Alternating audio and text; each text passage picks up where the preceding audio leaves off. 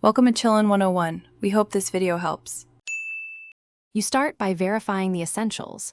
Make sure NFC is enabled, the screen is unlocked, and the target app or payment prompt is active. Once done, position the card over the phone's NFC antenna, typically the back center, at about 1 to 2 centimeters. Hold steady, avoid sliding. This first tap initiates communication and power transfer from the reader to the passive card, so keep the card still until you see confirmation or feel a vibration. Once the device detects the card, you'll often need to authenticate.